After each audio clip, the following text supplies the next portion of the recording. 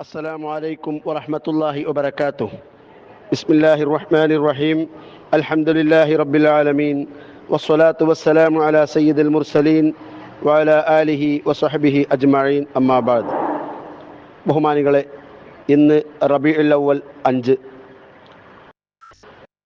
തലപ്പെരുമണ്ണ മുഈനുൽ ഇസ്ലാം മദ്രസയിൽ നടക്കുന്ന നസീമെ റബീ നബിദിന ക്യാമ്പയിൻ്റെ ഭാഗമായുള്ള പ്രഭാത നസീഹത്തിലാണ് ഞാനും നിങ്ങളും സംഗമിച്ചിരിക്കുന്നത്.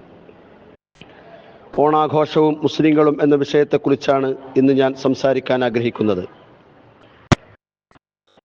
ഹൈന്ദവ ഐതിഹ്യങ്ങളുമായി ബന്ധപ്പെട്ട ആഘോഷങ്ങളും ആരാധനകളുമാണ് ഓണാഘോഷത്തിൻ്റെ അടിസ്ഥാനമെന്നത് എല്ലാവർക്കും സുപരിചിതമാണ്.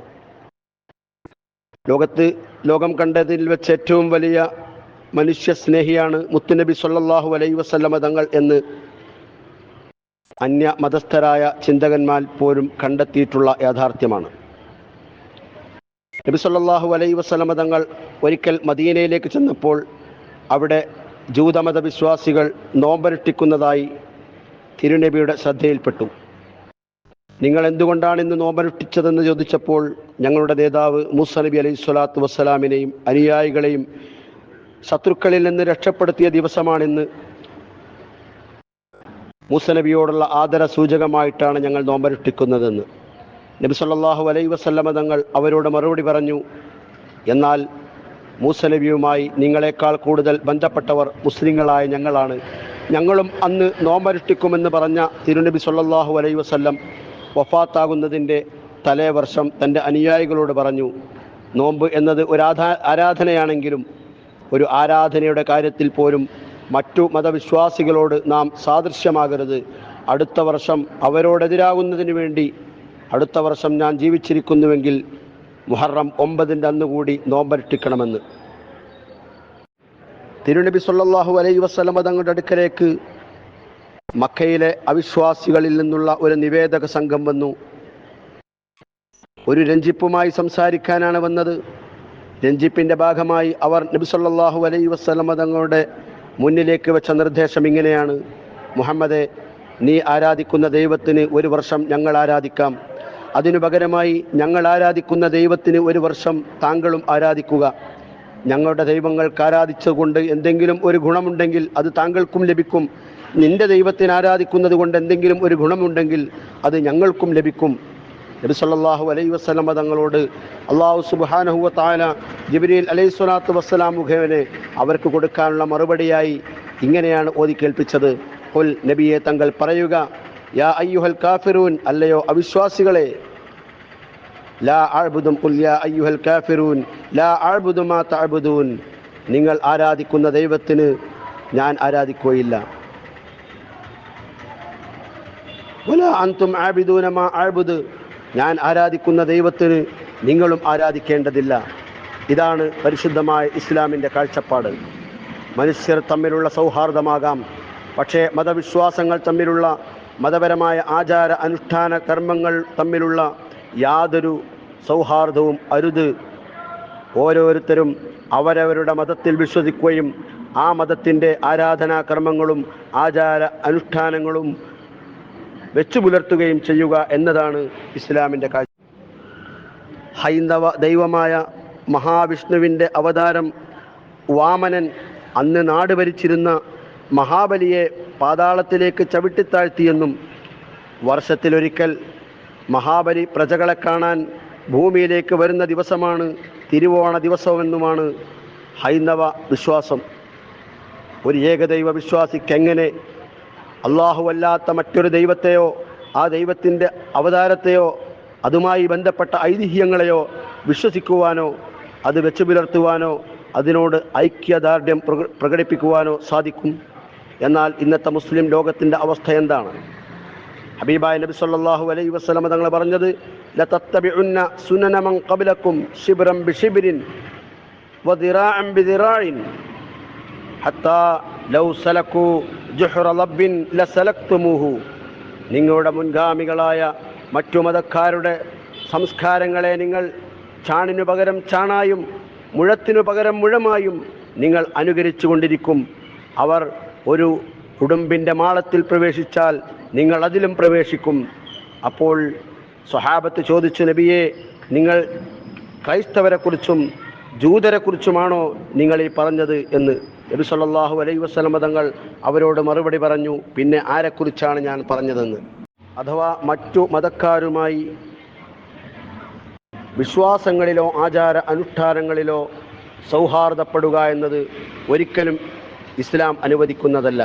മറിച്ച് ഏതു മതക്കാരനാണെങ്കിലും ഒരു മനുഷ്യനെന്ന നിലയിൽ അവനെ കാണുവാനും, ബഹുമാനിക്കേണ്ടവനാണെങ്കിൽ ബഹുമാനിക്കുവാനും, സഹായത്തിന് അർഹതയുള്ളവനാണെങ്കിൽ സഹായിക്കുവാനും, അവരുടെ കണ്ണീരൊപ്പുവാനും മറ്റെല്ലാവരേക്കാളും മുൻപന്തിയിൽ വരേണ്ടത് ഒരു മുസൽമാനാണെന്ന് പരിശുദ്ധമായ ഇസ്ലാം ഇന്ന് ഇതര മതവിശ്വാസികളുടെ ആഘോഷ പരിപാടികൾക്ക് വേണ്ടി സ്വന്തം മക്കളെ ഒരുക്കിയയക്കുന്ന എത്രയെത്ര ഉമ്മമാരാണ്. തൻ്റെ ഓഫീസിലോ സ്കൂളിലോ നടക്കുന്ന ഇത്തരം പരിപാടികളിലൂടെ ഐക്യദാർഢ്യം പ്രകടിപ്പിച്ചുകൊണ്ട് സെറ്റ് സാരിയും ബ്ലൗസും അണിഞ്ഞ് പട്ടുമുണ്ടെടുത്തുകൊണ്ട് അതിനോട് ഐക്യദാർഢ്യം പ്രകടിപ്പിക്കുന്ന എത്ര സഹോദര സഹോദരിമാരാണ്. ഇതര മതസ്ഥരുടെ ആഘോഷ ദിവസങ്ങളിൽ പ്രത്യേക സ്റ്റാറ്റസുകൾ വെച്ചുകൊണ്ട് ആശംസകൾ അർപ്പിച്ചുകൊണ്ട് അതിനോട് അനുഭാവം പ്രകടിപ്പിക്കുന്ന എത്ര മുസ്ലിം സഹോദരന്മാരും സഹോദരികളുമാണ്. വിശുദ്ധ ഇസ്ലാമിന് ഇതിനോടുള്ള കാഴ്ചപ്പാടെന്താണ്, അതിൻ്റെ ഗൗരവം എന്താണ് എന്ന് മനസ്സിലാക്കാത്തത് കൊണ്ടാണ് ഇത് സംഭവിച്ചു കൊണ്ടിരിക്കുന്നത്.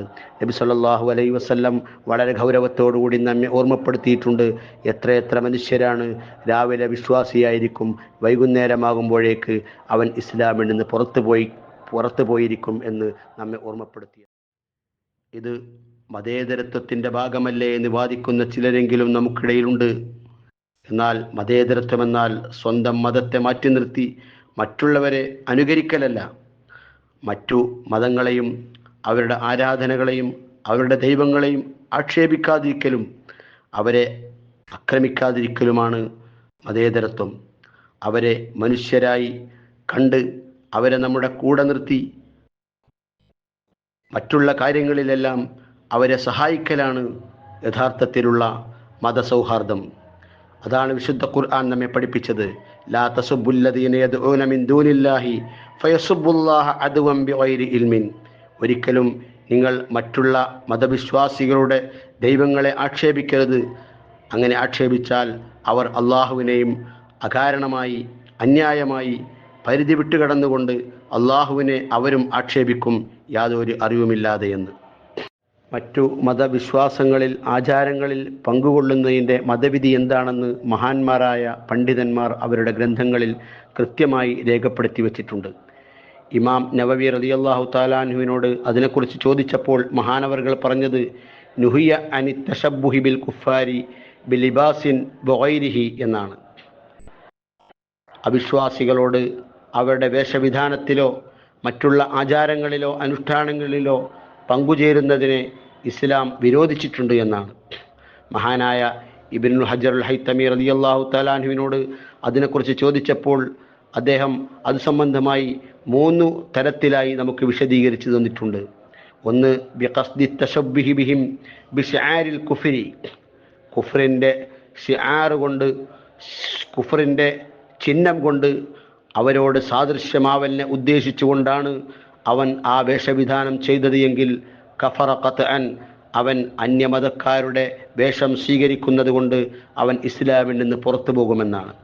എന്നാൽ ഫീ ശിആരിൽ ഈദി മഅ ഖത്ഇൻ നദരി അനിൽ കുഫ്രി, കുഫ്ർ എന്നത് നോക്കാതെ അവരുടെ ഒരു ആഘോഷ ദിവസത്തിലുള്ള ഒരു ചിഹ്നമാണ് എന്ന നിലയിൽ അവരോട് അനുകരിച്ചാൽ മഹാനായ ഇബ്നു ഹജർ ഹൈതമി തങ്ങൾ പറഞ്ഞത് ലൈസ ബി കുഫ്രിൻ, അത് കുഫ്റല്ലെങ്കിലും വലാകിന്നഹു യഅ്സിമു, അവൻ കുറ്റക്കാരനാകും, ഇസ്ലാമിൽ അത് നിഷിദ്ധമാണ്, അത് തെറ്റാണ് എന്ന് തന്നെയാണ്.